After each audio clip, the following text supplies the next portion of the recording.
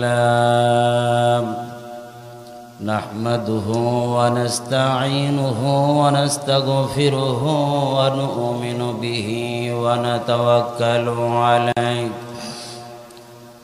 ونعوذ بالله من شرور أنفسنا ومن سيئات أعمالنا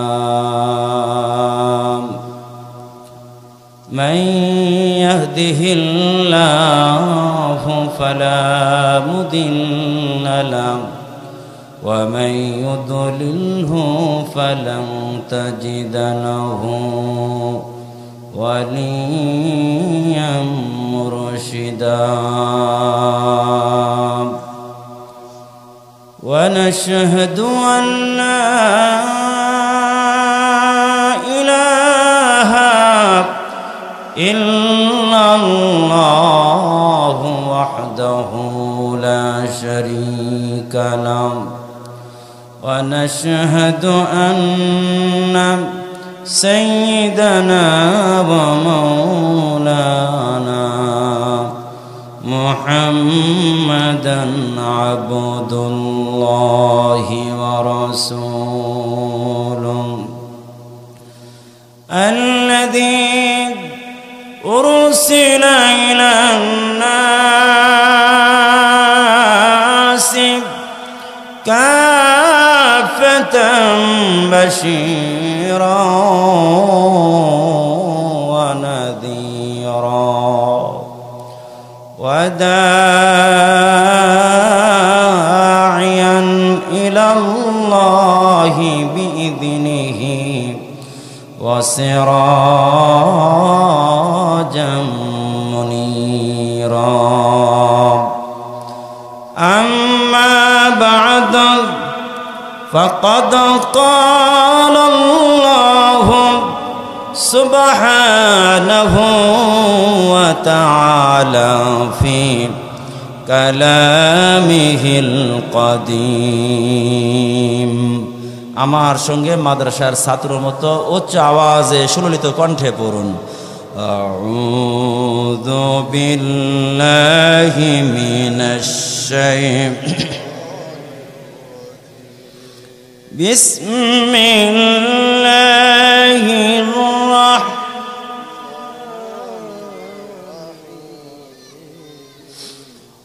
قال له موسى هل أتبعك على أن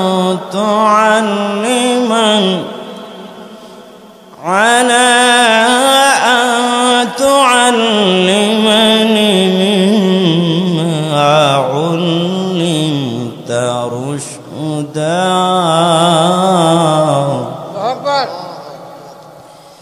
إن الله وملائكته يصلون على النبي يا أيها الذين آمنوا صلوا عليه وسلموا تسليما اللهم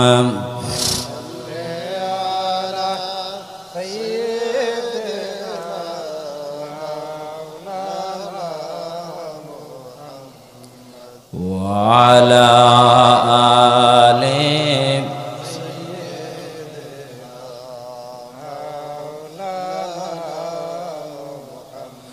আমার কিছুই ভালো লাগে না বলেন আমার কিছুই ভালো লাগে না আমি কেমনে যাব মদিনা বলেন আমার কিছুই আমি কেমনে যাব মদিনা দয়ার আল্লাহ দয়া করে দয়ার আল্লাহ দয়া করে দেখাও সোনা সোনার মদিনা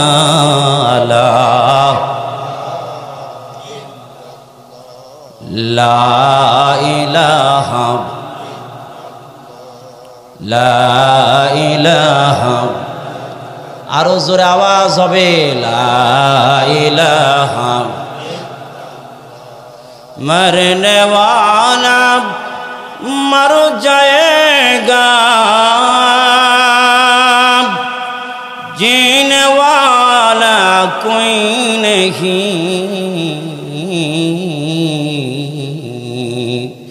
रोने वाला बहुत होगा मगर जीने वाला कोई नहीं ला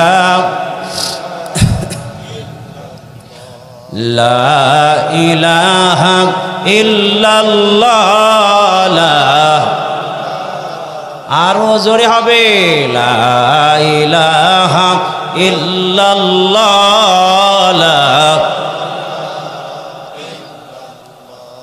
ला इलाहा ला इलाहा ला इलाहा इल्लल्लाह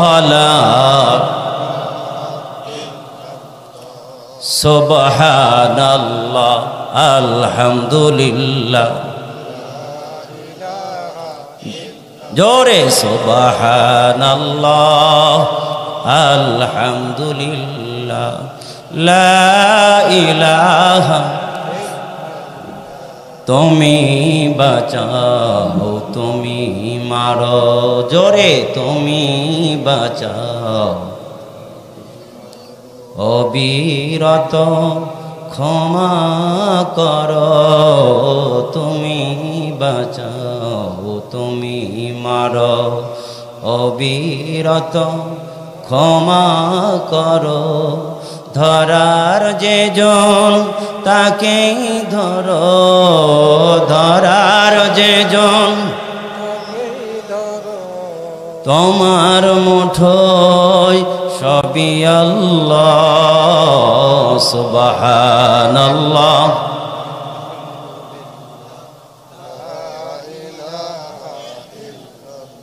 আলহামদুলিল্লাহ বানান কেন্দ্রীয় জামে মসজিদের উদ্যোগে 2 দিন ব্যাপী বিশাল তাফসিরুল কোরআন মাহফিলের সম্মানিত সভাপতি প্রধান অতিথি জাতির রাহবার কর্ণধার হযরত উলামায়ে কিরাম আমার কলিজার টুকরা যুবক ভাইরা সারেতাজ আমার মুরব্বী বাবাজিরা পর্দার আড়ালে অবস্থানরত মা ও বোনেরা স্নেহের ছোট কচিকাচারা মহান মালিকের দরবারে শুকরিয়া আদায় করছি যে আল্লাহ পাক এই গভীর রাত্রিতে কোন শীতের মধ্যে জলিসুর রহমান তথা বেহেশতের বাগানে আসা এবং বসা কিছু কথা বলা এবং শোনার যে আল্লাহ পাক তৌফিক দান করলেন সেই মহান মনিবের দরবারে উচ্চ আওয়াজে বলি আলহামদুলিল্লাহ আর একটু আওয়াজ দিয়ে বলবো আলহামদুলিল্লাহ আজকের মাহফিলে আসতে পেরে খুশি না বেজার কম না বেশি কি পরিমাণ বেশি অনেক বেশি মাশাআল্লাহ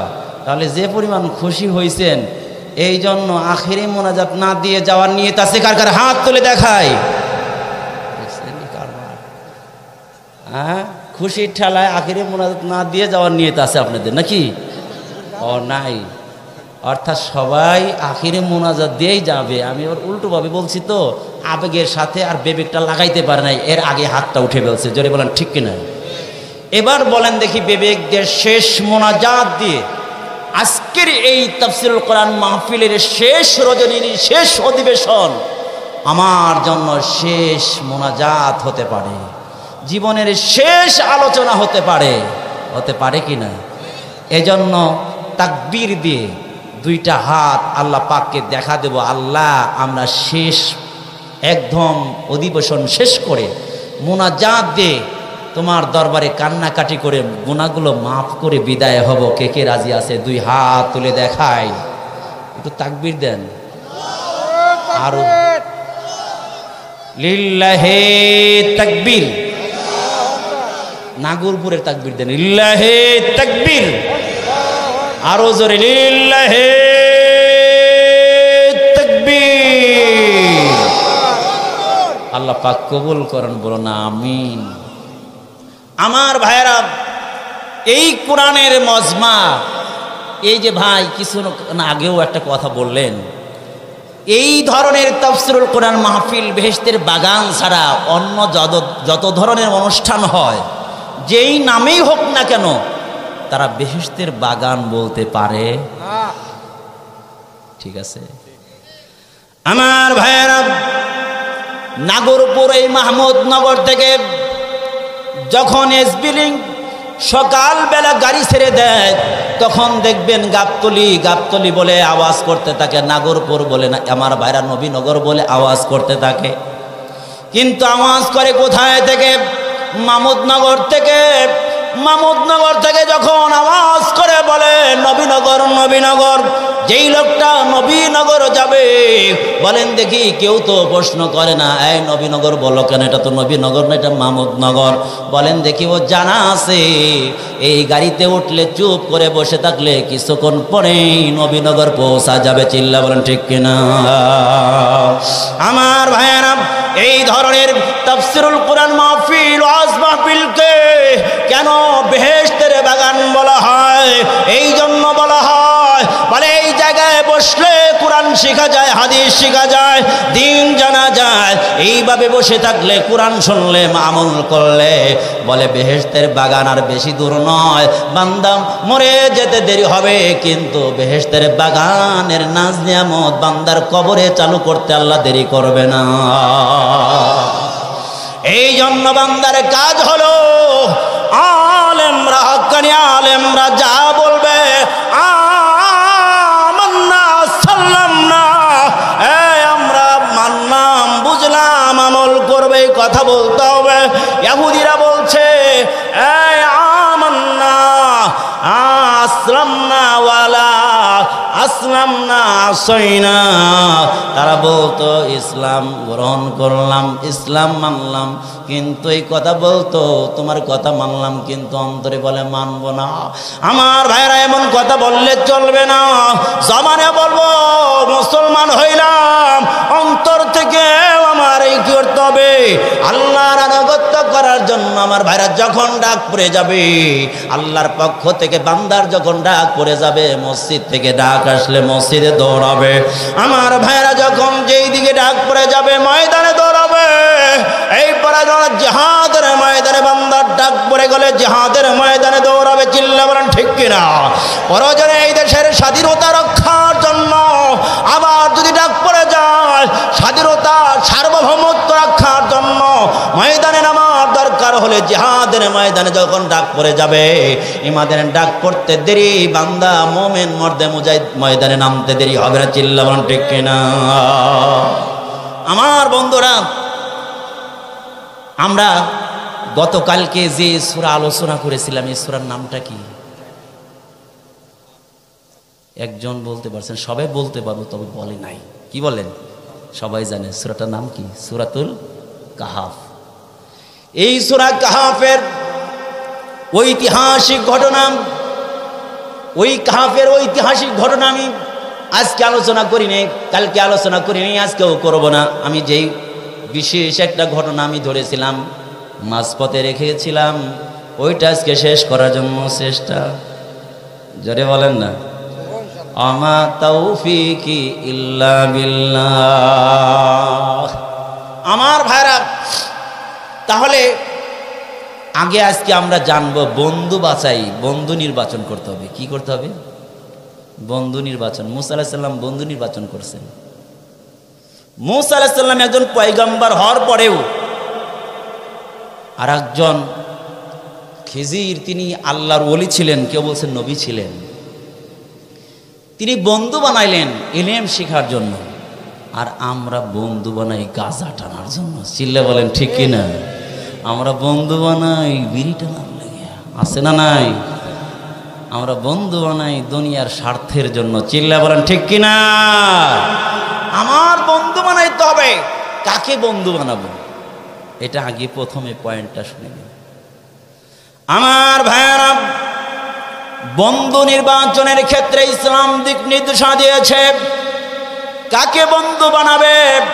আমরা সমাজের মধ্যে এমন ব্যক্তিরে বন্ধু বানাই যার আমল সুন্দর না, চরিত্র বলতে কিছু নাই, এমন লোকরে বন্ধু বানায় শেষ পর্যন্ত নিজের চরিত্রটা ওর কারণে নষ্ট হয়ে যায়। চিল্লা বলেন ঠিক কিনা?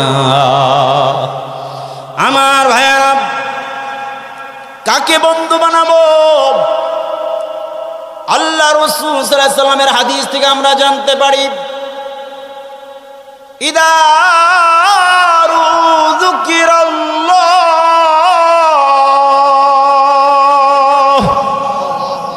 সবাই কি বাড়িতে গিয়ে আল্লাহু আকবার বলবেন? এখানে বলবেন? জোরে বলবেন? বলবেন? আরো জোরে বলেন আল্লাহু আকবার। কিছু মানুষের অন্তর মধ্যে শয়তান এখনো জাসিমুন আলা কলবিহি, আর শয়তানু জাসিমুন আলা কলবি বনি আদম, বনি আদমের কলবের মধ্যে শয়তান এখনো বসে আছে। ওরা বলে আল্লাহু আকবার জলে বলা দরকার নাই, চুপ করে বসে থাক, যদি আলোচনা ভালো হয় তাহলে শুনবি, না হয় চলে যাবি। মুনাফিকের বাচ্চা হইলে কি হবে? কারণ হলো শয়তান চায় কেবলমাত্র ওয়াদা করছে, এখন যদি টান দিয়ে লোকটারে প্যান্ডেলের বাহিরে দিতে পারি তাহলে একটা পাক্কা সাচ্চা মুনাফিকের বাচ্চা বানায় তাহলে প্যান্ডেল থেকে বের করতে পারবো। ঠিক কিনা আমার ভাইরা? এই জন্য জোরে বলেন আল্লাহু আকবার। এই আল্লাহু আকবারের ধ্বনি যত দূর যাবে তত দূর পর্যন্ত আল্লাহর সৃষ্টি জীব আছে কি নাই জোরে বলেন? যত দূর আল্লাহর সৃষ্টি জীব আছে তত দূর পর্যন্ত আল্লাহ পাকের দরবারে কিয়ামতের ময়দানে আমার জন্য সাক্ষী হিসাবে থাকবে। আল্লাহ তুমি যে বড়, তোমার ওয়াহদানিয়তের ব্যাপারে সে সাক্ষ্য দিয়েছিল, জোরে তাকবীর দিয়েছিল, আমি শুনেছিলাম। সুবহানাল্লাহ। তাহলে বন্ধু বানাইতে হলে যার মধ্যে 3 গুণ পাওয়া যাবে তাকে বন্ধু বানানো যাবে। এখন চিন্তা করেন আমার বন্ধুরা কোন জাতে? আমি বন্ধু বানাইলাম, নামাজ হয় না এক ওয়াক্ত, আল্লাহর পক্ষ থেকে মুয়াজ্জিন ডাক দেয় আর ও ঘাট তেরা হইয়া অন্যদিকে যায়, আছে কি নাই? এমন লোককে বন্ধু বানাইলাম, বলে বন্ধু চলো যাই। কই যাবে? কই মসজিদে। কই না, আজকের কাপড়টা ভালো না। কই চল যাই। এখন দেখলো কাপড়ের দোহায় দিয়ে বন্ধুরে নিয়ে রওনা করছে। যে লোকটা নামাজি আছে ওই লোকটার বেনামাজি বানায় ফেলছে। চল, চিল্লা বলেন ঠিক কিনা? এবার বন্ধুর হাতে বড় অ্যান্ড্রয়েড দামি মোবাইল দেখে।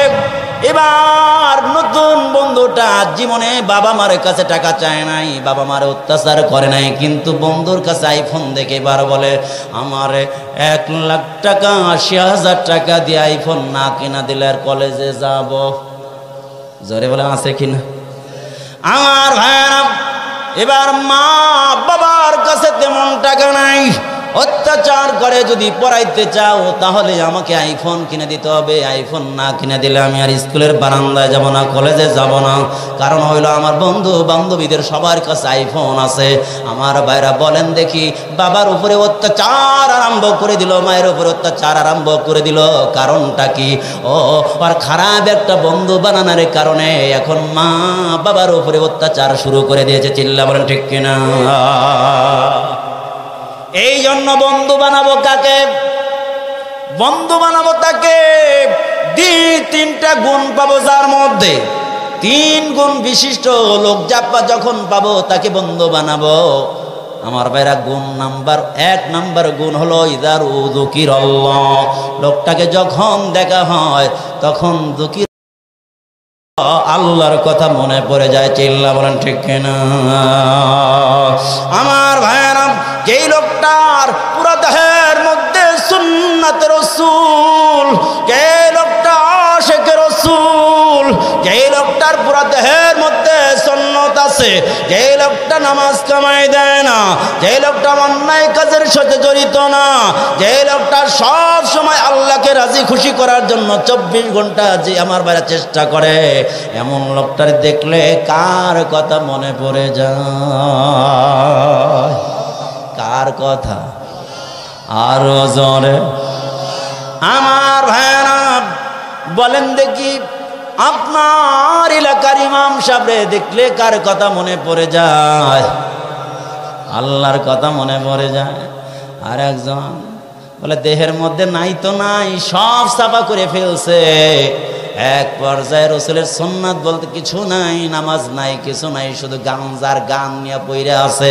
বলেন দেখি এমন ধরনের নাফাক আর এমন ধরনের নাফরমান লোককে দেখলে কি আল্লাহর কথা মনে পড়বে নাকি শয়তানের কথা মনে পড়বে?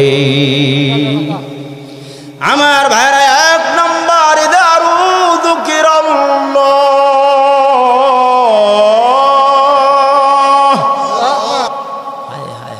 যাকে দেখলে আল্লাহর কথা মনে পড়ে, যাকে দেখলে এই গুণ থাকতে হবে। 2 নম্বর আসুন, 2 নম্বর ওয়াফি তাকাল্লুমিহি ইসতিয়াতুল, যার কথা শুনলে এলেম বাড়ে, দ্বীনের জ্ঞান বাড়ে। আমার ভাইয়েরা, এমন লোক আছে যার কথা শুনলে বকা মনে পড়ে যায়, আছে না নাই? যার কথা শুনলে গানের কথা মনে পড়ে যায়। এমন নাফরমান বক্তা আছে রে, স্টেজগুলো নাপাক করে ফেলছে, শুধু গান আর গান, কোরআন নাই হাদিস নাই, দেখবেন উঠেই গান আরম্ভ করে দেয়। বলেন দেখি এমন বক্তার ওয়াজ শুনলে কি গানের কথা মনে পড়বে নাকি আল্লাহর কথা মনে পড়বে? গানের কথা মনে পড়বে। 2 নম্বর, এই যার কথা শুনলে তা দেখা যায় দ্বীনের জ্ঞান বাড়ে, তাহলে এমন ব্যক্তির কথা শোনো আর তাকে বন্ধু বানায় নাও। 3 নম্বর হলো যার মধ্যে ওফি আমালিহি তাযকিরাতুল আখিরাম, যার আমল দেখলে আখিরাতের কথা মনে পড়ে যায়, বলে এমন লোকরে বন্ধু বানায় নাও। এমন লোক আছে এত সুন্দর আমল, এত সুন্দর আমল, বলে তার তাসবিহ টিপাগুলো ভালো, যখন রাস্তায় চলে সুন্নত তরিকায় রাস্তায় চলে, যখন তাকায় সুন্নত তরিকায় তাকায়, বাথরুমে যায় তো সুন্নত তরিকায় যায়, মসজিদে যায় তো সুন্নত তরিকায় যায়, বিবির সাথে কথা বলে তো সুন্নত তরিকায় কথা বলে, মানুষের সাথে কথা বলে তো ভালো কথা বলে, নামাজের টাইম হলে নামাজ আদায় করে, জিকিরের টাইমে হলে জিকির করে, অন্য মানুষ বেকারে পড়লে তার পাশে দাঁড়ায় যায়। এমন মানুষ সমাজে আছে কি নাই? চিল্লা বলেন। বলে যারা আমল আছে এমন, যার আমল দেখলে আল্লাহ তাআলার কথা মনে পড়ে যায়, পরকালের কথা স্মরণ হয়ে যায়, বলে এমন লোকরে বন্ধু বানায় না। সুবহানাল্লাহ বলে। কষ্ট হইতেছে আপনার? তাহলে আজকে এখন কি শিখলাম বলেন? কোরআন হাদিস থেকে কি শিখলাম? আলোচনাতে শিখতে হবে তো। 1 নাম্বার শিখলাম বন্ধু বানাবো কাকে। এই মা ও বোনেরা যারা আছেন, প্রজেক্টরের মাধ্যমে দেখছেন শুনছেন, তাদেরকে বলবো আপনি বান্ধবী বানাবেন কাকে? আপনি কাকে বান্ধবী বানাবেন? বয়ফ্রেন্ড আবার কি? পুরুষ মানুষ কি বন্ধু হইতে পারে? এই কথা বলে না। পুরুষ মানুষ বন্ধু হইতে পারে? এটা তো হইতে পারে না, কারণ শিয়াল আর মুরগি বন্ধু হইতে পারে না। শিয়াল আর মুরগি বন্ধু হইতে পারে না। সুতরাং কোন পুরুষ আর মহিলা বন্ধু হতে, তাহলে মাদেরকে বলবো, বোনদেরকে বলবো তুমি বান্ধবী বানাইবা কাকে? 3 গুণ দেখে বান্ধবী বানাইতে হবে। 3 গুণ দেখে বন্ধু বানাইতে হবে। রাজি আছেন তো ইনশাআল্লাহ? এই যুবক ভাই, এই কি রাগ হয়েছে? ওই কি দেখলি একে যাইব, এর ডাক দেওয়ার প্রয়োজন ছিল না। আমি কালকে শিখাইছি না, একে যাইতে হলে কি করতে হবে? 2 যাইতে হলে 2 নম্বর। বুঝে আসছে? আল্লাহু আকবার। আরো জোরে, আরো জোরে। আল্লাহ আল্লাহ। কারণ যাদের অন্তরের মধ্যে হৃদয়ে আল্লাহর ভয় আছে, তাদের জ্ঞানের অভাব নেই। তোমরা মনে করছো তারা পাগল? তোমরা মনে করছো তাদের জ্ঞান নাই? ইমামতি করে, মাদ্রাসায় পড়ায়, বয়ান করার ইলম নাই, জ্ঞান নাই, এটা মনে করছো? মিয়া, তোমাদের জ্ঞান যেখান থেকে শুরু, সেখান থেকে আলেমদের জ্ঞান, তোমাদের যেখানে শেষ, আলেমদের তখন কি হয়? শুরু হয়। আল্লাহু আকবার বলেন না? একটা এক্সাম্পল দিয়ে আমি মূল তাফসিরে ঢুকবো। কষ্ট হইতেছে আপনাদের? আমার ভাইরা, ইউসুফ আলাইহিস সালামের 10 ভাই একদিন রাস্তা দিয়ে হাঁটতেছেন। 10 ভাই, কয় ভাই? 10 ভাই রাস্তা দিয়ে হাঁটতেছেন। এমনই সময় কি ভাই, কি হয়েছে? কোনো সমস্যা? আচ্ছা আচ্ছা, 10 ভাই রাস্তা দিয়ে হাঁটতেছেন, এমনই সময় এক ভাই বলতেছে এখান দিয়ে মনে হয় গাবি গেছে, এখান দিয়ে একটা কি গেছে, গরু গেছে। তো এখন আর এক ভাই বলে ঠিকই রে, এখান দিয়ে গরু গেছে ঠিক, কিন্তু গাবি গেছে। আর এক ভাই বলে ঠিক আছে, গাবিটা তবে গাবিন 10 মাসের। সুবহানাল্লাহ বলেন না? আর এক ভাই বলে গাবিটা তো গেছে, তবে মনে হইতেছে গাবিটা অন্ধ, 1 চোখ কানা। সুবহানাল্লাহ বলেন। সবে মাত্র গত রাত্রে এক ব্যক্তির গাভী চুরি হয়ে গেছে, ওই গাভীটাও ছিল কানা, 1 চোখ কানা ছিল, 10 মাসের গাভীন।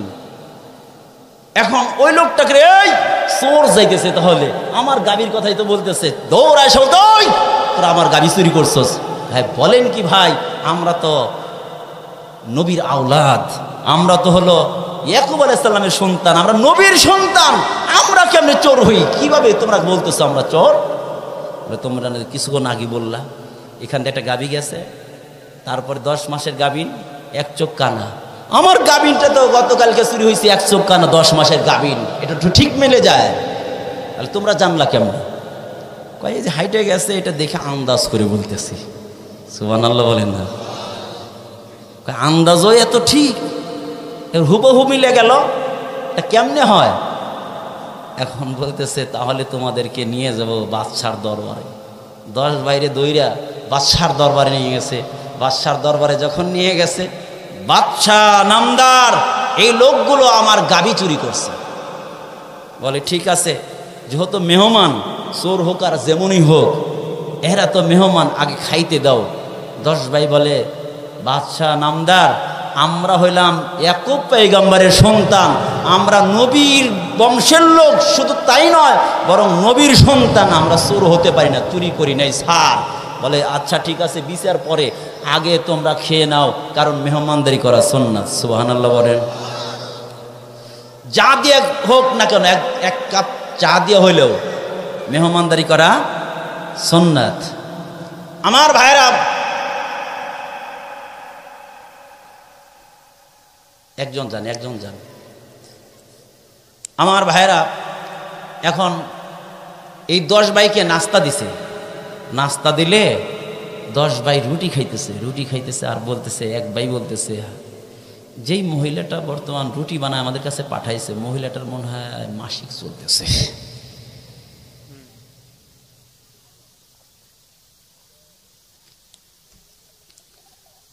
এই কথা আবার বাদশা দূর থেকে শুনতেছে। এরপর আর এক ভাই বলতেছে, বর্তমান যে বাদশা, আমাদের দেশের বাদশা, এই বাদশার জন্মের ঠিক নাই। বাদশা নিজ কানে কথা শুনতেছে। বাদশা দৌড়ে এসে বলতেছে বিচার হইল পরে, আগে বলো তোমরা কি বলতেছিলা?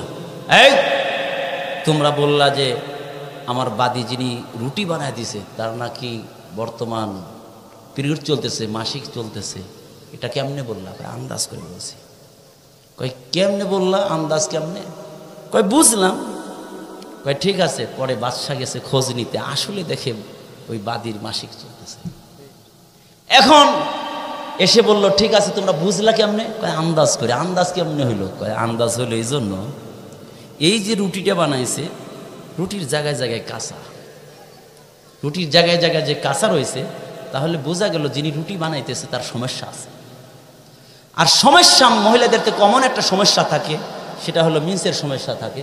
তাই বুঝছি তার মিন্সে হইতেছে, এই জন্য রুটিটা কাঁচা হয়েছে। সুবহানাল্লাহ বলেন। তাহলে বলো দেখি, আমার যে জন্মে নিয়ে কিছু কথা আছে, এটা কেমনি বুঝলা? বলে এই জন্য বুঝলাম যে আপনার জন্মের সমস্যা আছে, কারণ সমস্ত পয়গম্বরের সুন্নাত হচ্ছে মেহমান ঘরে আসলে মেজবান মেহমানের সাথে আপ্যায়ন করার সাথে নিজেও খাওয়া। সুবহানাল্লাহ। আপনি অনর্থক গল্প করছেন, আমরা খাবার খাচ্ছি আর আপনি ওখানে ঘোরাফেরা করছেন, তাহলে বোঝা গেল আপনি যেহেতু পয়গম্বরের সুন্নাতের প্রতি বৃদ্ধাঙ্গুল দেখাচ্ছেন, আমাদের মনে হয় আপনার জন্মের মধ্যে কোনো সমস্যা আছে। সুবহানাল্লাহ। বাদশা নিজেও জানতো তার জন্ম নিয়ে কিছু কথা আছে। এই বলো দেখি, তোমরা কেমনে বুঝলা এখান থেকে গাবি গেছে?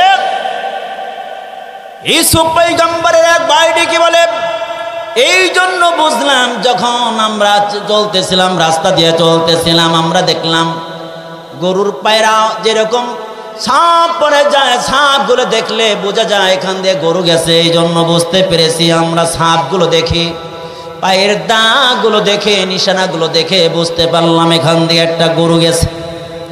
বলে ঠিক আছে, গরু গেছে, কিন্তু গাবি কেমনে বুঝতে পারলা? বলদ বললা না, হার বললা না, গাবি গেছে এটা কেমনে বুঝতে পারলাম?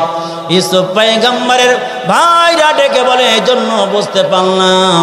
বলে গাবি ঘাস খায় একভাবে, আর বলদে ঘাস খায় ভিন্নভাবে। কিভাবে? বলে যদি গাবি হয় তাহলে ঘাস খায় উপর দিয়ে, বলে উপর থেকে শুধু মাথাগুলো কামড় দিয়ে ছিঁড়ে ছিঁড়ে খায়। আর যদি বলদ হয় তাহলে মাথাটা না, বরং উফরে টান দিয়ে উফরে নিয়ে আসে। আমরা যখন রাস্তা দিয়ে চলতেছিলাম দেখলাম উপর থেকে শুধু মাথাগুলো খেয়েছে। এর দ্বারা বুঝতে পারলাম এটা বলদ হবে না, গাবি হবে। বলুন সুবহানাল্লাহ। তাফসীরে মাযহারিতে আসছে। আমার বাদশাহ আমরা ডেকে বলি, এই কেমনে তুমি বুঝতে পারলা? বলো দেখি। ঠিক আছে, তোমার আন্দাজ ঠিক আছে, বলো দেখি গাবিটা যে অন্ধ, কেমনে তুমি বুঝতে পারলা গাবিটা অন্ধ? গাবি খান দিয়ে চলে গেছে। তখন ইউসুফ পয়গম্বরের ভাইরা ডেকে বলে, বাদশাহ নামদার, আমরা এই জন্য বুঝতে পেরেছি রাস্তার দুইটা সাইড আছে, রাস্তার ডান পাশ এবং বাম পাশ। আমরা দেখলাম রাস্তা শুধু ডান পাশ দিয়ে ঘাসগুলো খেয়ে গেছে, বাম পাশ দিয়ে খায় নাই। এর দ্বারা বুঝতে পারলাম যদি গাভীর দুনো চোখ ভালো থাকতো তাহলে এদিক থেকেও খাইতো, ওই দিক থেকেও খাইতো। বোঝা গেল এক চোখ অন্ধ হওয়ার কারণে দুই পাশ থেকে খেতে পারেনি, বরং যে সাইডে চোখটা ভালো আছে ওই সাইড থেকে শুধু ঘাস খেয়েছে। আওলাদ, পয়গম্বরের আওলাদ, কেমন জ্ঞান!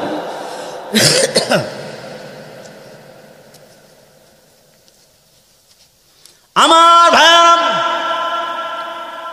পয়গম্বরের আওলাদরা কখনো বোকা হয় না, নবীরা কখনো বোকা হয় না। নবীরা সবচাইতে চালাক হয়, নবীরা সবচাইতে চরিত্রবান হয়, নবীরা সবচাইতে দয়ালু হয়, নবীরা সবচাইতে সুন্দর হয়।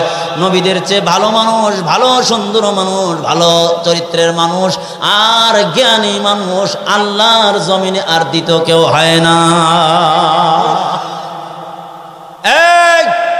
ঠিক আছে, তুমি বুঝলা কেমনে এটা গাভীন? এটা বুঝলা কেমনে? অন্ধ ঠিক আছে, গাভী এটা বুঝলা কেমনে? ইউসুফ পয়গম্বরের ভাইরা কি বলি, এই শুনে রাখো, আমরা বুঝতে পারলাম 10 মাসের গাভী বা 8 মাসের গাভী হবে, গাভী ছাড়া আর কিছু হবে না।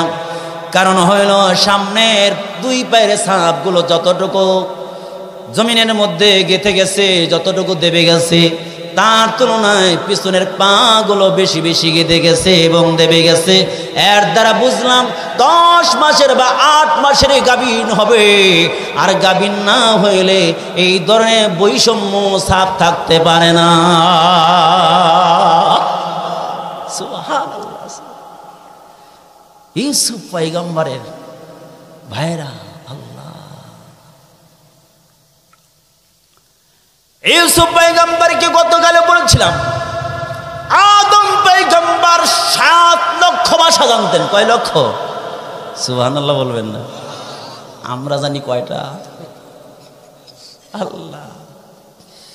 ইউসুফ পয়গম্বর বাদশাহ যখন ডাক দিলেন, রাজ দরবারে ডেকে আনলেন, ইউসুফ পয়গম্বরের লগে রাইয়ান একটা ভাষা নয়, 2টা ভাষা নয়, 70টা ভাষায় কথা বলা আরম্ভ করলো। ইউসুফ পয়গম্বর একে একে সব কথার জবাব দিলেন 70টা ভাষায়। শেষ পর্যায়ে যখন ভাষা চুপ হয়ে গেছে আর ভাষা পারে না, ইউসুফ পয়গম্বর 71 নম্বর ভাষা শুরু করে দিলেন। আল্লাহু আকবার। আল্লাহ। পয়গম্বরদের সাথে আল্লাহর সাহায্য থাকে। কার সাহায্য থাকে? আরো জোরে বলেন, কার সাহায্য থাকে? ইউসুফ পয়গম্বরকে ভাইয়েরা যখন ইউসুফ পয়গম্বরের বাবা ইয়াকুব থেকে যখন তার মহব্বত আলাদা করার জন্য দৃষ্টিগুলো শুধু সকল ইউসুফ পয়গম্বরের দিকে থাকবে, কেন সকল ভাইয়ের দিকে থাকবে, এই জন্য ইউসুফ পয়গম্বরকে মাঠের মধ্যে নিয়ে ওই যে কিস্সাটা জানি ওটা বলা উদ্দেশ্য না। আমার ভাইয়েরা বিকাল বেলা কি করলো, গাবি একটা ছাগল জবাই করে ইউসুফ পয়গম্বরকে আমার ভাইয়েরা কি করলো, কুফির মধ্যে উলঙ্গ করে ফেলে দিয়ে ইউসুফ পয়গম্বরের জামাটা পাঞ্জাবিটা বিদামিন কাযিবিন মিথ্যা রক্ত দ্বারা আমার ভাইয়েরা ছাগলের রক্ত দ্বারা মিশ্রিত কইরাম ইউসুফ পয়গম্বরের বাবা ইয়াকুব পয়গম্বরের কাছে চলে আসছে।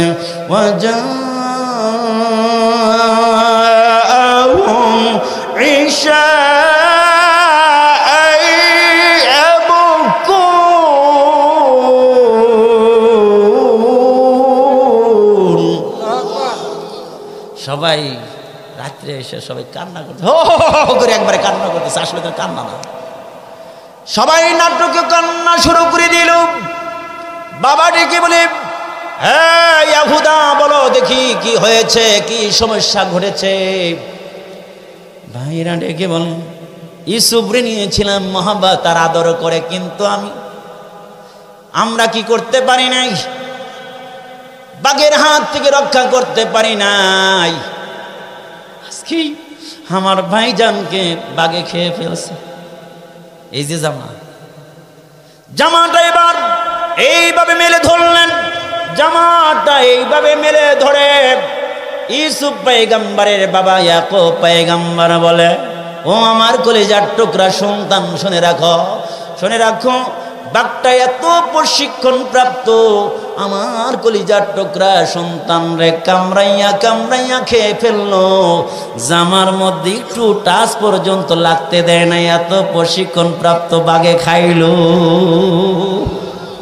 ধরা পড়ছেনি, কারণ পয়গম্বরদের বুদ্ধি আছে, তারা যতই যুক্তি খাটাও, যত মিথ্যা বলো, পয়গম্বরদের কাছে ধরা পড়ে যায়।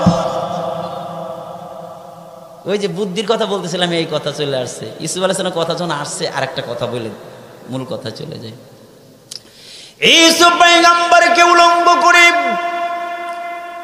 গভীর একটা বিরানা কুপিরের মধ্যে যখন ছেড়ে দিয়েছে, কেউ নাই, অন্ধকার,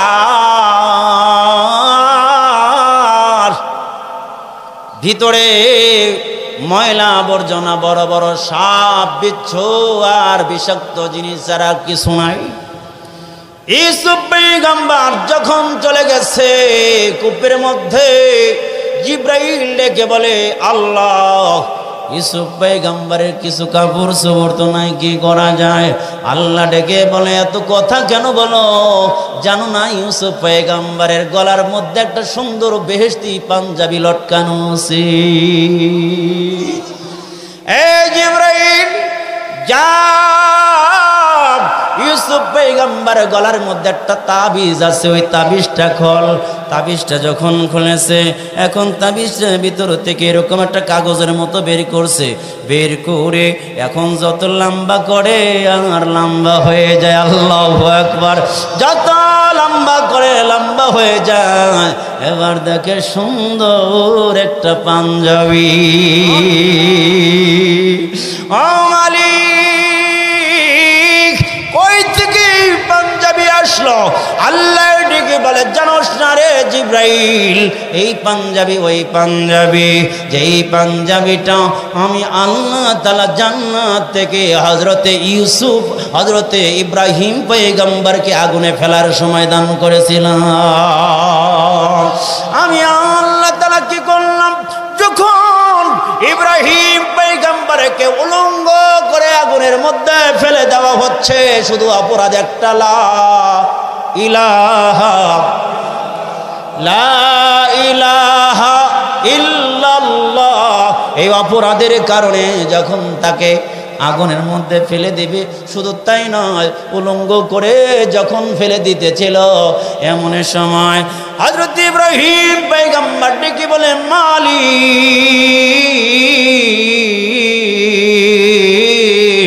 1000 বার তুমি আগুনের মধ্যে জ্বালো, আমার কোনো আপত্তি নাই, কিন্তু আমারে উলঙ্গ করে আগুনের মধ্যে জ্বালাইবে, আগুনের মধ্যে পুরা দেবে।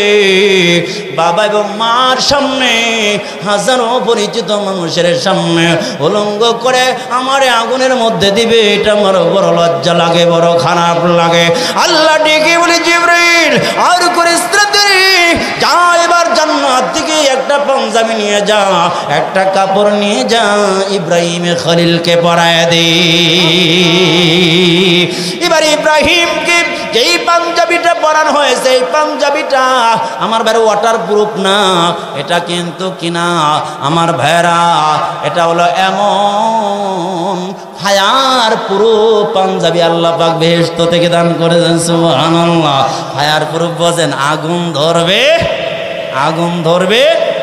আমার বন্ধুরা, বলতেছিলাম এই পাঞ্জাবিটা, এই জুব্বাটা, আমার ভাইয়েরা, এই কাপড়টা হযরত ইব্রাহিম পয়গম্বর 40 দিন পর্যন্ত আগুনের মধ্যে আমার ভাইরা বসেছিলেন। আমার ভাইরা, এরপরে এই পাঞ্জাবি আর জুব্বাটা ইব্রাহিম পয়গম্বর দান করেছিলেন ইসহাক আলাইহিস সালামকে। ইসহাক আলাইহিস সালাম দান করেছিলেন ইয়াকুবকে। খুব চিন্তা করলেন, আমার কলিজার টুকরা যুবক, আমার কলিজার টুকরা ইউসুফ, আমার প্রাণ অধিক মহব্বতের পাত্র, আমি যাকে ভালোবাসি, আমার মা নাই, মা মারা গেছে, আর 10টা ভাই আছে, ওরা সবাই হিংসা করে, এই জন্য আমি পাঞ্জাবিটা পয়গম্বরদের বেহেশত থেকে আনা পাঞ্জাবি, বরকতের পাঞ্জাবি, আমি তাবিজের মধ্যে ভরে ওর গলায় দিয়ে দিলাম। এর বরকতে আল্লাহ সব কিছু মুসিবত থেকে বাঁচাবে। আমার ভাইরা, আপনাদের কষ্ট হইতেছে? তাহলে বন্ধু বানাবো কারে? 3 গুণ পাবো যারে, 3 গুণ থাকবে যার মধ্যে, বন্ধু বানাবো তারে। চিল্লা বলেন ঠিক কিনা? এবার আসুন তাহলে মূল তাফসিরে যাই। আমার সাথে বলুন, আউযু বিল্লাহি মিনাশ বিসমিল্লাহির রহমানির ক্বালা সাতাজিদুনি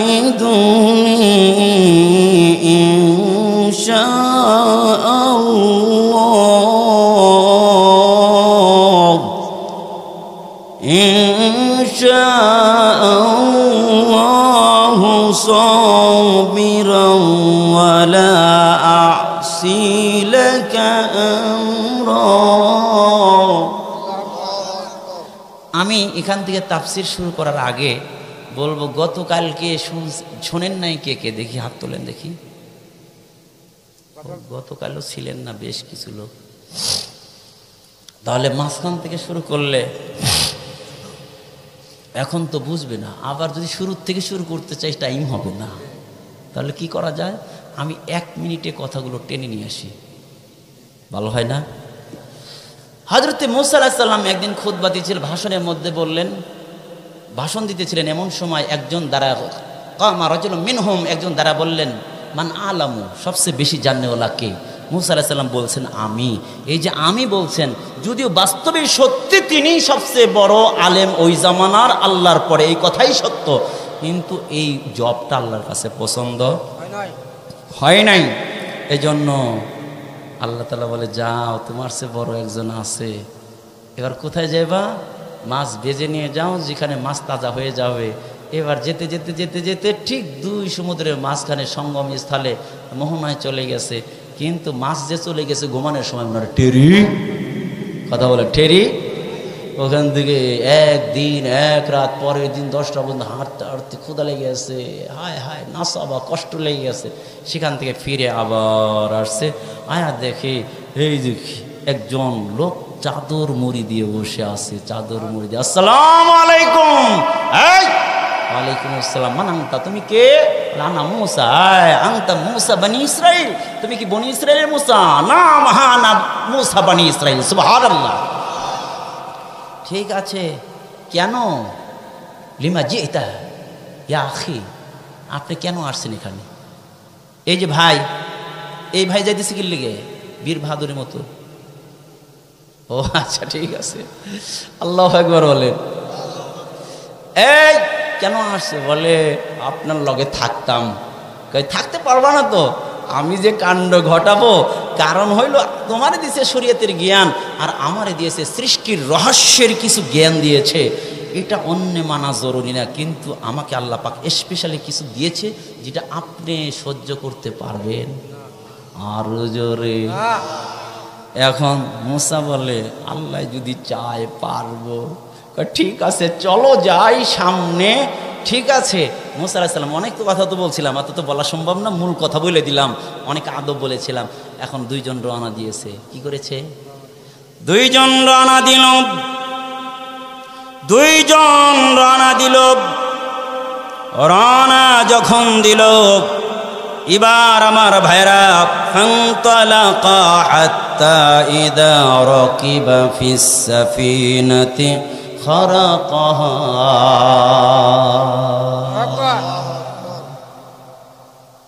আল্লাহ বলতে কষ্ট লাগে, লাগে না? তাহলে বললেন খেয়াল থাকে না?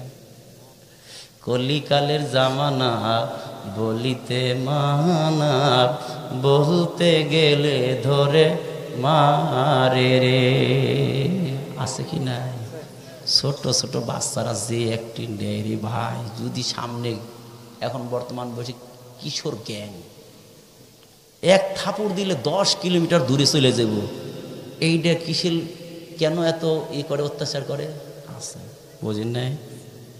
আছে, নেশা করে। ওই দিন দেখলাম কোনা বাড়িতে না কোথায় যেন দিচ্ছে একবারে কয়েকটা কিশোর জ্ঞান। হায় হায় রে, এটা কেন হচ্ছে? কোরআন শিক্ষা দিচ্ছি না, ইলম শিখাচ্ছি না, বড়দের সম্মান করতে হবে, মনুষ্যত্ব কিভাবে অর্জন করা যায় সেগুলো আমরা শিক্ষা দিচ্ছি না। এই জন্য আস্তে আস্তে কিশোর গ্যাংয়ের সংখ্যা বেড়ে যাচ্ছে। চিল্লা বলুন ঠিক কিনা?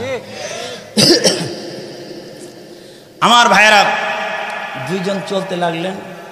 এখন চলতে চলতে দেখে নৌকা আসতেছে। নৌকালা চিনতে পারছেন হুয়া খিজির, সে তো খিজির পয়গম্বর দেখা যায়। হুজুর ওই পারে যাবেন আপনারা? আপনাদেরকে চিনি আমরা, টাকা লাগতো না হুজুর, ওঠেন। দুইজনে উঠছে। উঠার পরে মাছ পথে যাওয়ার পরে মুসা আলাইহিস সালাম হযরতে খিজির কি করলেন? ফাদারাবা বিফাস, একটা উড়াল দিয়ে মারছে কোপ, 2 তক্তা উঠে গেছে। সুবহানাল্লাহ, 2 তক্তা উঠে গেছে। এখন মুসা আলাইহিস সালাম বলে হায় হায়, এরকম একটা অপরাধ করলেন, এটা করতে পারেন? লোকটা টাকা নিবে না, কিচ্ছু নিবে না, অথচ এই নৌকাটা এইভাবে এই কাজ করলেন। কিতাবের মধ্যে আসছে 2টা তক্তা উঠে গেছে, কিন্তু পানি ওঠে নাই। কার মুজিজা? খিজিরের মুজিজা, পানি ওঠে নাই। আমার ভাইরা, فانطلقا حتى إذا ركبا في السفينة خرقها قال أخرقتها لتغرق أهلها। দুইজন চলতে লাগলেন। চলতে চলতে একদম সাফিনা দিয়ে চলতে চলতে সমুদ্র পার হওয়ার কাছাকাছি চলে গেছে। খারাকাহা। মুসা পয়গম্বর বললেন, হে খিজির, আপনি যে কাজটা করলেন অনেক গর্হিত কাজ করলেন, কাজটা বড় ভালো করেন। আরো জোরে। তখন খিজির পয়গম্বর ডেকে বলে, ক্বালাম আলাম কুল ইন্নাকা লা তাসতাতিআ মাইয়া সাবরা। তখন খিজির পয়গম্বর ডেকে বলেন, হে মুসা, আমি কি তোমারে আগেই বলি নাই আমার লগে তুমি ধৈর্য ধারণ করতে পারবে না? কারণ হইল তুমি শরিয়াতের মুসা, তুমি শরিয়াতের জ্ঞান তোমারে আল্লাহ পাক দান করেছেন। আর আমি আল্লাহ রাব্বুল আলামিন আমাকে এমন কিছু রহস্য দান করেছেন, যেই রহস্য সম্পর্কে আমি যখন কর্মকাণ্ড ঘটাবো আপনি মুসা তখন ধৈর্য ধারণ করতে পারবেন না। সুবহানাল্লাহ। আমার ভাইরা, মুসা এবার উত্তর দেয়, ক্বালা লা তুআখিযনি বিমা নাসিতু ওয়ালা তুরহিকনি মিন আমরি উসরা।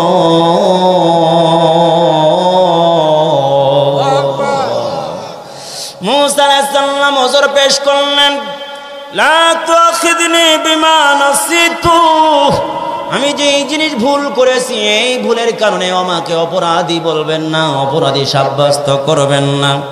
ওয়ালা তুরহিকনি মিন আমরি উসরা, এই জন্য আমার সাথে কঠিন মুআমালা ব্যবহার করবেন না। আমি বড় ভুলে গিয়েছিলাম, আমি আপনার লগে ওয়াদা করেছিলাম, শুরুতে ওয়াদা করেছি আপনার কোনো কাজের বিরোধিতা আমি করব না, আপনি যেই কাজ করবেন সেই কাজ আমি দেখব আর মানব, কিন্তু আপনার কোনো কাজের বিরোধিতা করব না।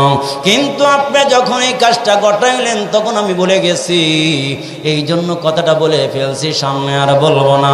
হুজুর সামনে চলেন, আপনার লগে আমি থাকতে চাই, ইলম শিখতে চাই। সুবহানাল্লাহ। আমার ভাইরা, ফান্তালাকা হাত্তা ইযা লাকিয়া গুলামান ফাকাতালাহু, দুইজন চলতে লাগলেন। চলতে চলতে সামনে দেখেন কিছু বাচ্চা খেলাধুলা করতেছে, কিছু বাচ্চা খেলাধুলা করছে। এমনই সময় হযরত খিজির দেখেন ওই বাচ্চাগুলোর মধ্যে একজন মাসুম বেগুনা বাচ্চা আছে, কিন্তু বাচ্চাটা কৈশোর বাচ্চা। ওই বাচ্চা দেখতে চেহারা দেখা যায় আহসানুহুম মিনহুম, তাদের মধ্যে সবচেয়ে সুন্দর আহসানুহুম ওয়াজহান মিনহুম, ওই বাচ্চাদের মধ্যে ওই বাচ্চাটা সবচাইতে সুন্দর। ওই সুন্দর বাচ্চাটার কাছে চলে গেল খিজির পয়গম্বর, ওই বাচ্চাটার কাছে করলো ফাকাতালাহু, তারে হত্যা করলো। আমার ভাইরা, হাদিসের কিতাবের মধ্যে সে হত্যার পদ্ধতিটা কেমন? আমার ভাইরা, একটা চাকু নিয়ে এরকম ভাবে তার গলাটা কি করলো, দুই টুকরা করে ফেললো।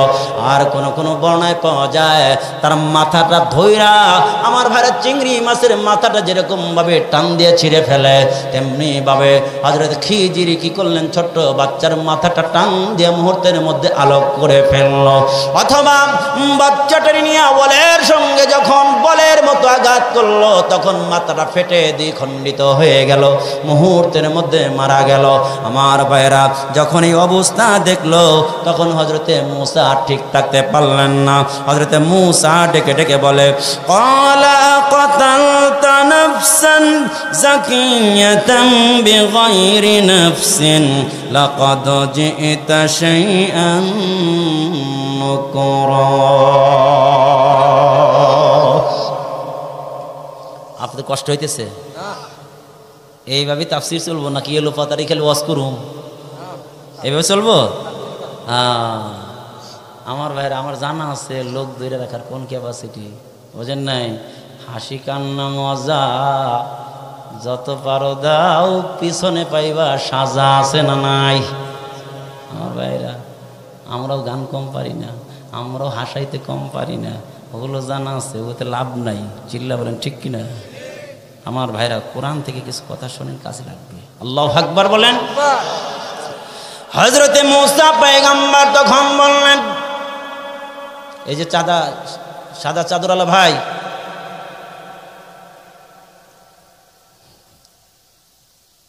আপনারা কি উঠবেন? পিসাব ধরছে কারো? 1 নম্বর যাইতেইব, এরপরে সাবধান। 2 নম্বরে যাবে? আচ্ছা ঠিক আছে, পরে যাই, একবার মোনাজাত দিয়ে। আচ্ছা ঠিক আছে। আপনার সামনে কেউ কারো যদি হত্যা করে, তাহলে হত্যাকাণ্ড ফিরাইবেন না দেখবেন? আর কেউ যদি কাজটা কইরে ফেলে, অন্যায় যে করবে তার বিরুদ্ধে প্রতিবাদ করার দরকার আছে না নাই? মুমিন কখনো অন্যায় হলে নীরবতার ভূমিকা পালন করবে না, বরং প্রতিবাদ করতে হবে, প্রতিরোধ করতে হবে।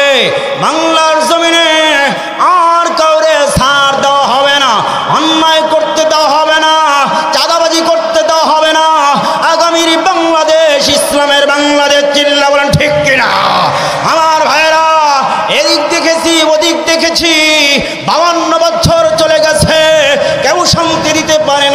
শান্তি যদি পেতে চাও কোরআনের রাজ কায়েম করে নাও।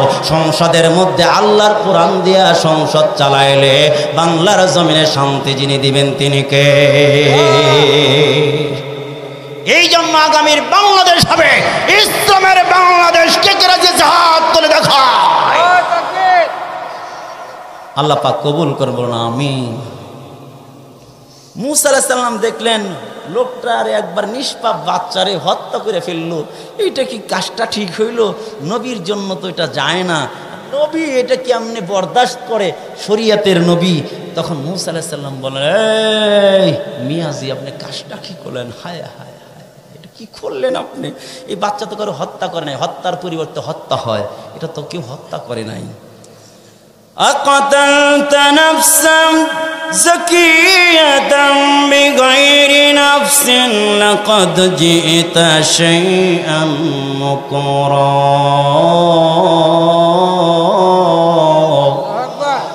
হে খিজির, আপনি একটা নিষ্পাপ সন্তান রে, নিষ্পাপ একটা ছেলে রে, বিনা অপরাধে বিনা প্রাণদণ্ডে আপনি কি করলেন? হত্যা করে ফেললেন।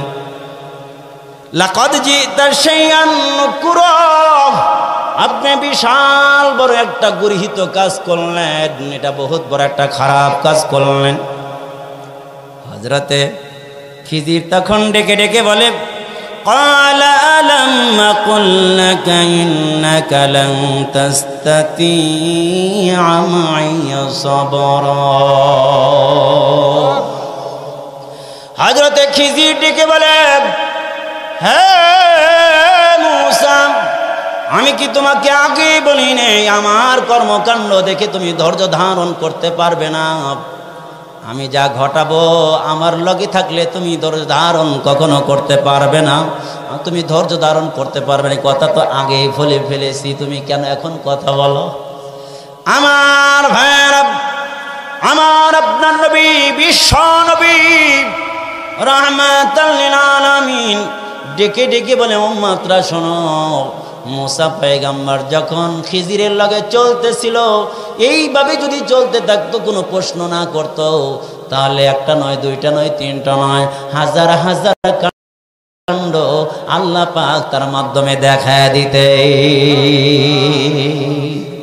আমার ভাইরা, এবার মুসা পয়গম্বর ডেকে বলে, ক্বালা ইন সাআলতুকা আন শাইইন বা'দাহা ফালা তুসাহিবনি ক্বাদ বালাগতা মিন লাদুন্নি উযরা। আমার ভাইরা, এবার মুসা পয়গম্বর ডেকে ডেকে বলে, হে খিজির ভাইজান, একটু শুনে রাখেন, আমি আপনার পক্ষ থেকে বলা হইল বরকে যে আজকে যেটা আগামীকালকে যে বিয়েটা হবে, এখানে শুধু থাকবে যুবক, কোনো বুড়া থাকবে না। বুড়া থাকলে রহমত থাকে, বুড়া থাকলে সাদা দাড়ি সাদা চুল, রহমতের ফেরেশতা থাকে। আল্লাহ তাআলা তাদেরকে লজ্জা লাগে, তাদের ক্ষমা না করে লজ্জা লাগে। সুবহানাল্লাহ বলে। আমার ভাইয়েরা, বন্ধু, এবার ওরা শর্ত করলো, কোনো বুড়া লোক নেওয়া যাবে না, যুবক, আব্বের যুবক। আমার ভাইরা, বন্ধু বান্ধব রেডি হয়ে গেল বিবাহ করার জন্য, যাবে নৌকা নিয়ে। কিন্তু এক চাষা ডেকে বলে, ওরা তো বুদ্ধ না, ওরা তো জ্ঞানে পাকা না, এই জন্য যদি আমাদেরকে রেখে যায়, ওরা একা একা যায়, তাহলে ওরা কি করবে? যখন বিবাহ করতে যাবে ওরা ঠকে যাবে।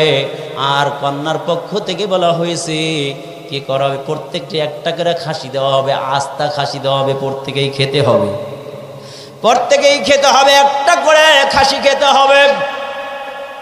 আমার ভাইয়েরা কি করলো? এই যুবকগুলো যখন চলে গেল, কিন্তু বৃদ্ধ বাবাজি তাদের অজান্তেই লুকিয়ে নৌকার মধ্যে তিনি উঠে পড়লেন, কাউকে জানান নাই।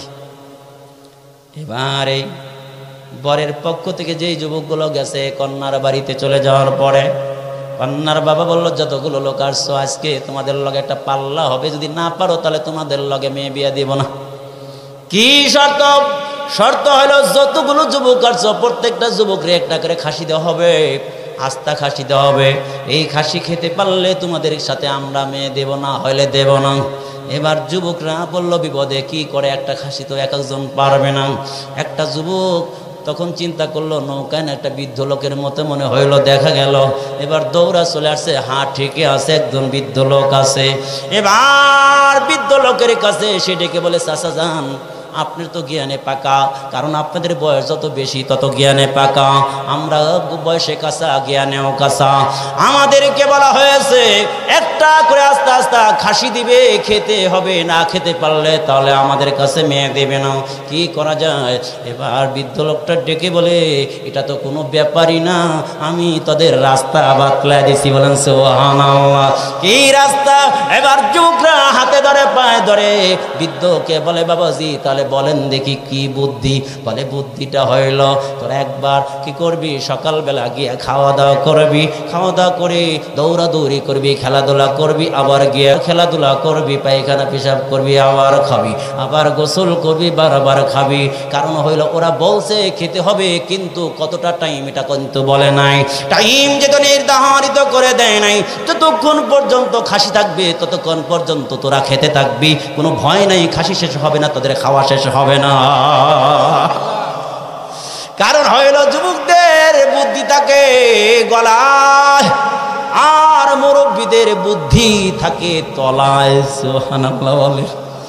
এই জন্য বন্ধুরে, এই জন্য মুরব্বীদের শ্রদ্ধা করতে হবে, সম্মান করতে হবে। আল্লাহ সম্মান করে। বৃদ্ধা মানুষ যদি আল্লাহ তাআলার দরবারে চোখের পানি ছেড়ে দেয়, আল্লাহ তাআলা হাদিসে কুদসির মধ্যে বলেন, বৃদ্ধ লোকের দাড়িগুলো, সাদা দাড়িগুলো দেখে আমি ওর চোখের পানি দেখে আমি ঠিক থাকতে পারি না, ওর জীবনের গুনাহগুলো মাফ না করে আমি আর পারি না।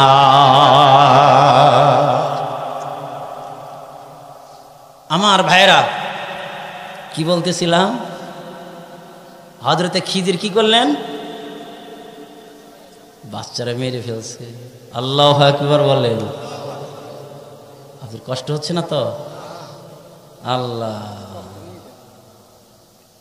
আল কোরআনের সৈনিক আমি, নেই তো পরাজয়, এক আল্লাহর গোলাম আমি, এই তো পরিচয়। যারা বলেন ঠিক কিনা? আমার সাথে বলেন, আল কোরআনের সৈনিক আমি, নেই তো পরাজয়, এক আল্লাহর গোলাম আমি, এই তো পরিচয়, এই তো পরিচয়। কোরআন হাদিস শাসনতন্ত্র রাসূল আমার নেতা, উৎসাহ মরচের অমলান ইতিহাস বীরগাথা। চিল্লাও ঠিক কিনা? এক আল্লাহ ছাড়া আমার দিলে, এক আল্লাহ ছাড়া আমার দিলে নেই তো কারো ভয়, এক আল্লাহর গোলাম আমি, এই তো পরিচয়, এক আল্লাহর গোলাম আমি, এই তো পরিচয়। আল্লাহু আকবার বলেন।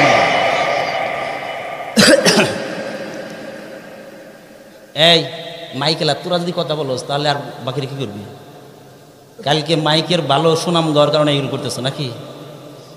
এই কথা বলেন না, আমি ঠিক করতেছি, সব ঠিক করে দেন ভাই। তোমরা যদি কথা বলো মাইক অফ করে, তোমরা আর ঠিক রাখবে যে মাহফিলটা সুন্দর হয়, তোমাদের মাইক সার্ভিস ভালো হয়, তোমরা কথা বলতেছো, এটা হইলো? একজন থাকো। আল্লাহু আকবার বলেন। ওদের মাইক সার্ভিস ভালো আছে, ওরা ভালো, কিন্তু মাঝখানে শয়তান এসে গুইতে পারছে। আল্লাহু আকবার বলেন। আমার ভাইয়েরা, কলিজার টুকরা যুবক ভাইয়েরা, হযরতে মূসা ডেকে বললেন, এই আপনি নিষ্পাপ একটা শিশুকে হত্যা করে ফেললেন। তখন বললেন, কেন তুমি এমন কথা বললা? তোমার কি শরণ নাই? বলে, শরণ আছে, হায় হায় ভুলে গেছিলাম, আর জীবনে আমি বলবো না, বললে আর আমারে রাইখেন। আমার ভাইয়েরা, এই কথা বলার পরে فانطلقا حتى إذا أتيا أهل قرية استطعما أهلها فأبوا أن يضيفوهما فوجدا فيها جدارا يريد أن ينقض فأقامه قال لو شئت لاتخذت عليه أجرا এবার দুইজন চলতে লাগলো বন্ধু চলতে চলতে একটা গ্রামে চলে গেল যেই গ্রামটার নাম তাফসীরের মধ্যে পেলাম ইনতাকিয়া শহর ওই ইনতাকিয়া গ্রামের মধ্যে যখন চলে গেল এবার হযরত খিজির কি করলেন মুসা আলাইহিস সালাম সহ গ্রামে গিয়া প্রত্যেকের কাছে বললেন আমরা মেহমান আমাদের মেহমানদারি করো আমাদের কাছে কিছু খাবার দাও কারণ হলো আমরা মেহমান তোমরা হইলা মেজবান আমাদের মেহমানদারি করা তোমাদের জন্য ওয়াজিব তখন ওই গ্রামের সব লোক এত কৃপণ ছিল কেউ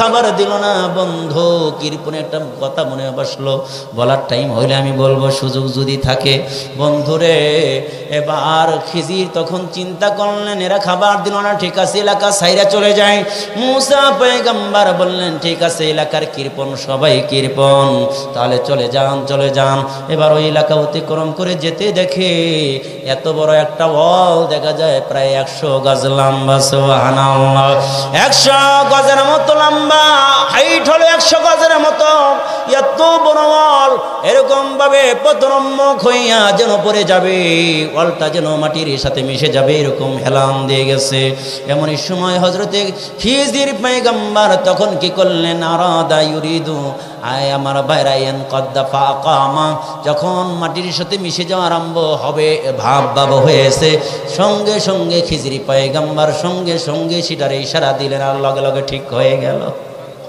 জোরে বলবেন না হযরত খিজির কি করলেন আঙ্গুল দ্বারা ইশারা করলেন এই জিদার অল ঠিক হয়ে যাও সঙ্গে সঙ্গে ঠিক করে দিলেন কে আল্লাহ অন্য বর্ণায় পাওয়া যায় হযরত খিজির পয়গম্বর ওয়ালটার লগে হাত লাগাইতে দেরি ওয়ালটা সোজা হইতে আর দেরি হয় নাই হযরত মুসা আলাইহিস সালাম বললেন হ্যাঁ মুসা এমন একটা গ্রামে আসলাম যেই গ্রামের লোকগুলো আমাদেরকে মেহমানদারি করায় নাই আপনি ওয়ালটা সোজা করে দিলেন ইচ্ছা করলে আপনি তার পারিশ্রমিক চাইতে পারেন পারিশ্রমিক যদি দেয় তাহলে ওই টাকা দিয়ে আমরা খানা খাবো সুবহানাল্লাহ বলেন কারণ হইল কেন এমনি কাজ করে দিবেন লোকগুলো অন্তত কৃপণ হযরতে খিজির পয়গম্বর তখন ডেকে বলে ক্বালা হাদা ফিরাক বাইনি ওয়া বাইনিক সাউনাব্বিউকা বিতাবিলি মা লাম তাস্তাতি আলাইহি সাবরা এবার বললেন এই যে সময় হয়েছে আর লগে রাখা যাবে না হাদা ফিরাকু বাইনি ওয়া বাইনিক এখন এমন একটা সময় এসে গেছে আর তোমার লগে রাখা যাবে না আলাদা করে দিতে হবে কারণ হইল তুমি বারবার প্রশ্ন করেছো তুমি নিজেই বলেছো এবার প্রশ্ন করলে আর রাখবে না এই জন্য তোমার আর রাখবো না এবার আলাদা হয়ে যাও শুনে রাখো তবে তবে তোমারে বইলে দেব ওই ঘটনাগুলো যে ঘটনাগুলো দেখে তুমি ঠিক থাকতে পারো না বারবার তুমি প্রশ্ন করেছো শুনে রাখো ওইগুলোর ব্যাখ্যা এবার তুমি আমার কাছ থেকে শুনে যাও ব্যাখ্যা জানার দরকার আছে না নাই ঘটনাটা ঘটাইলো কেন আমার ভাইরা আজকে ওই তাফসীর দেখলাম জুমার পূর্বে তাফসীরের কিতাব নিয়ে যখন এই আয়াতগুলো দেখলাম তাফসীরের মধ্যে 3টা হিকমত লেখা হয়েছে 3টা কৌশল লেখা হয়েছে হিকমত লেখা হয়েছে এই 3টা ঘটনা কেন ঘটাইলেন মুসা পয়গম্বরের জীবনে 3টা ঘটনা ঘটছে সুবহানাল্লাহ বলেন 3টা ঘটনাকে স্মরণ করায় দেওয়ার জন্য আল্লাহ রাব্বুল আলামিন হযরত খিজিরের মাধ্যমে 3টা ঘটনা ঘটায় দিয়েছেন সুবহানাল্লাহ হযরত মুসা যে নৌকা এই যে নৌকা নষ্ট করে দেওয়ার কারণে তিনি কি করলেন, তাকে বললেন নৌকা, ভালো নৌকা নষ্ট করে দিলেন। এইটা বলার কারণে সে যে হযরতে খিজিরকে যেন দায়ী করা আরম্ভ করে দিল এবং বাহ্যিক জিনিসের উপরে ভরসা করছে। কারণ হইল মনে করেছে খিজির যদি নৌকার পা এরকম ভাবে তক্তাগুলো উঠা ফেললো তাহলে পানি তো ঢুকে যাবে, মানুষগুলো ঢুকে এরকম ভাবে ডুবে যাবে, মানুষগুলো মারা যাবে। এইটা ভরসা করছে, এটা মনে করছে বাহ্যিক ভাবে। আর খিজির বুঝা দেয়, আপনি কি জানেন না হে পয়গম্বর মুসা, আপনি যখন দুনিয়ায় আসলেন জানেন না ফিরাউন রেড অ্যালার্ট জারি করেছিল, আমার মিশর দেশে যদি কোনো সন্তান জন্ম নেয়, ছেলে সন্তান জন্ম নেয়, ওরে আর দুনিয়ায় রাখা হবে না, ওরে খতম করে দেওয়া হবে, আরে বিদায় করে দেওয়া হবে, হত্যা করে দেওয়া হবে। কারণ যারা সন্তান ছেলে সন্তান হবে এমন একটা সময় চলে আসছে আমার রাজত্ব যাওয়ার কারণ হয়ে যাবে ওই সন্তানটির কারণে। এই জন্য যত ছেলে সন্তান হবে সবগুলোকে খতম করে দাও, হত্যা করে দাও। আমার বেড়া হাজার হাজার গোয়েন্দা বাহিনী লাগায় রাখলো, হাজার হাজার গোয়েন্দা বাহিনী মাঠে ময়দানে চলে যায়, প্রত্যেক দিন এলাকায় চলে যায়, যেই বাড়িতেই ছেলে সন্তান পায় তারে হত্যা করে ফেলে দেয়। আমার ভাইরা ও বন্ধু, এবার মুসার মা, মুসা পয়গম্বর ছোট্ট শিশু, মুসা পয়গম্বরকে বাঁচানোর জন্য একটা সিন্দুক বানাইলেন, কাঠের সিন্দুক বানাইলেন। সিন্দুকের মধ্যে পড়ে মুসা পয়গম্বরকে নীল দরিয়ার মধ্যে ছেড়ে দিলেন। বলেন দেখি একটা বাক্স, বলেন দেখি বেঁচে থাকার কথা নাকি তলিয়ে যাওয়ার কথা? তলিয়ে যাওয়ার কথা। কিন্তু যিনি তলাইতে দিলেন না তিনি কে? আরে বাসাইতে বাসাইতে এমন লোকের কাছে নিয়ে গেলেন যেই লোকটা রেড অ্যালার্ট জারি করেছে, সন্তানগুলোকে ধরে ধরে হত্যা করতেছে, তার বাড়ির ফিরাউনের ঘাটে নিয়ে জমা করলেন কে? আরে আল্লাহ বুঝে দেয়, ও মুসা তুমি আল্লাহর হিকমত আর কারিশমা জানো না। তুমি যদি বাহ্যিক জিনিসের উপরে ভরসা করো তাহলে বলো দেখি তোমাকে ওই সিন্ধুকের মধ্যে তোমার কে বাঁচাইছে? পানি ডুবতো তো তুমি মরে যাইতা। মনে রাখো হযরতে খিজির যে কাজটা করেছে, ন্যায় কাজ করেছে, তুমি বুঝতে পারবে না। কারণ হইল ওই জামানায় যে বাদশা ছিল বড় জালেম ছিল। হযরতে খিজির দেখলেন জালেম বাদশা রয়েছে, সামনে যদি যাওয়া হয় ভালো নৌকা যতগুলো পায় সবগুলো নৌকাগুলো গসব করে ছিনতাই করে নিয়ে নেয়। এই ভাই কষ্ট হইতেছে, দোয়া করে দেব। হ্যাঁ, এই যে এরা দুই একজন আসতেছে যাইতেছে, আমার মনে হয় পিসাবে ধরছে নাকি? এরা যদি এক নাম্বার দেখাইতো তাও তো ভালো লাগতো, ছাত্ররা মনে হয় পাকা হইতো। হ্যাঁ, আমার মনে হয় ছাত্ররা মনে হয় কাঁচা, একটু এক নাম্বার দেখায়, একটা আঙ্গুল উঠেলে তাও বুঝবো যে ছাত্রগুলো পাকা আছে। আল্লাহু আকবার বলেন। আচ্ছা ঠিক আছে, ঠিক আছে, আল্লাহু আকবার। কি বলতেছিলাম?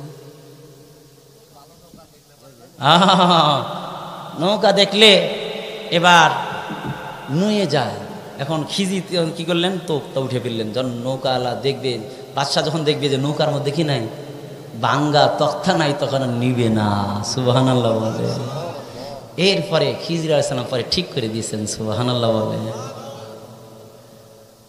2 নম্বর কারণ হলো এই মুসা, তুমি তো এমন সময় গেছে, তুমি যখন একজন কিপ্তি বংশের ফিরআউন বংশের একটা লোকের থাপ্পড় মারছিল, ফাওয়াকাযাহু মুসা ফাকাদা। মুসা একটা থাপ্পড় যখন লাগাইছে লগে লগে কিপ্তি দুনিয়া থেকে বিদায় নিছে। থাপ্পড়টা কেমন আমার ভাইরা, যখন থাপ্পড় লাগাই দিলেন দুনিয়া থেকে বিদায় নিল, মুসা পয়গম্বর সেখান থেকে বাইরে মদিনা মাদায়েনে চলে গেল। মাদায়েনে যাইতে গিয়ে দেখে 2 জন এরকম ভাবে যুবতী ছাগল নিয়ে দাঁড়ায় আছে আর কান্না করতেছে। এবার গিয়ে বললেন, মা তোমরা কান্না করো কেন? বোন তোমরা কান্না করো কেন? কারণ কি হয়েছে বলে, এই যে বড় একটা সিলাব আছে, এই যে কুফির উপরে সিলাব আছে, সিলাব সরাইতে পারি না। 10 জন 12 জন মিলে সরাইয়া পানি পান করায়, কিন্তু আগে মহিলাগুলো অন্যান্য আমার বান্ধবীরা তারা পানি পান করায় গেছে, আমরা পিছে পড়েছি, আমরা পানি পান করাইতে পারি নাই। এবার মুসা পয়গম্বর দেহের শক্তি দিয়া একাই কি করলেন, সবটা সরাইয়া পানি পান করাইলেন, কিন্তু উজরত নেন নাই, পারিশ্রমিক নেন নাই। এবার বুঝলেন মুসা রে, তুমি এই কাজটা যদি বিনা পারিশ্রমিকে করতে পারো, তাহলে খিজির কেন ওই ইয়াতীম বাচ্চাদের কাজটা কেন পারবে না? আমার ভাইরা, বন্ধু ভালো করে খেয়াল করে শুনি। এবার 2 নাম্বার কাজ করেছিলেন, ওই যে একটা ছোট্ট সুন্দর বাচ্চাকে ধরে খিজির পয়গম্বর মাথাটা আলোক করে ফেলছে। এবার খিজির ডেকে বলে, ও মুসা তুমি জানো না বাবা এবং মা এত ভালো মানুষ, আবাওয়াহু সালিহান, ওর বাবা মা হলো নেককার, কিন্তু আমি জানি এই সন্তানটা ভবিষ্যতে কাফের হবে, দুষ্ট হবে, এই সন্তানের মায়ায় পড়ে বাবা মা খারাপ হয়ে যাবে, এই জন্য হত্যা করে ফেললাম। আর আল্লাহর কাছে দোয়া করলাম, আল্লাহ তাআলা এদের ঘরে নেককার সন্তান দেবে। তাফসীরের কিতাবে পাওয়া যায়, ওই বাবা এবং মায়ের ঘরে আল্লাহ রব্বুল আলামিন একজন কন্যা সন্তান দান করেছিলেন। সুবহানাল্লাহ, এমন কন্যা সন্তান দান করেছিলেন যে এই কন্যা সন্তানের বিবাহ হয়েছিল একজন পয়গম্বরের লগে। সুবহানাল্লাহ, শুধু তাই নয়, ওই কন্যা সন্তানের গর্ভ থেকে আমার ভাইরা 1 জন নয় 2 জন নয় 70 জন পয়গম্বর জন্মগ্রহণ করেছে। সুবহানাল্লাহ, আমার ভাইরা, কারো মা বাবা দেখবেন সন্তানের কারণে খারাপ হয়ে যায়। ও দোস্ত, তোমরা খারাপ হইও না। বাবা মা কত বড় সম্পদ তুমি কিন্তু জানো না। বাবা মা এমন সম্পদ, অনেক দেখবেন অনেক যুবকরা আমার ভাইরা দেখবেন বাবা মাকে জানায় না, নিজে নিজে চালাকি করে কাজ করে, পরে ধরা পড়ে যায়, আছে কি নাই? নিজে নিজে বিবাহ করে, পরে বিবাহ টেকে না, আছে কি নাই? নিজে নিজে সব কিছু করে, বাবা মাকে জানায় না, আছে কি নাই? আমার ভাইরা, এমন একটা যুবক নিজে নিজে বিবাহ করেছে, আর শেষ পর্যায়ে বিদেশ চলে গেছে। বিদেশ চলে যাওয়ার পরে বাবা মা কি করেছে, ভিটামাটি বিক্রি করে তাকে বিদেশ পাঠাইছে। বিদেশ যাওয়ার পরে এবার নিজে নিজে বিবাহ করেছে, তাও বিবাহ করেছে খ্রিস্টান। কার বিবাহ করছে?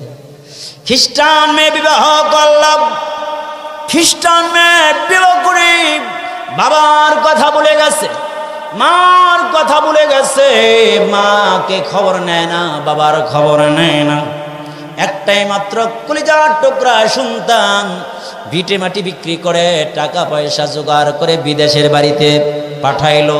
কিন্তু এই সন্তান বিদেশে যাওয়ার পরে নিজে নিজে বিবাহ করলো, বাবার খবর নেয় না, মার খবর নেয় না। এক পর্যায়ে এর বাবা, এই যুবকের বাবা প্যারালাইসিস হয়ে ঘরের মধ্যে পড়ে রইল বছরের পর বছর। বাড়িঘর যা ছিল ভিটামাটি বিক্রি করে শেষ পর্যায়ে চিকিৎসা করে তারপরে বাঁচতে পারলো না, দুনিয়া থেকে চলে গেল। কিন্তু বাবার খবর নেয় না। যুবক তো কিন্তু মসে আছে। যুবক এবার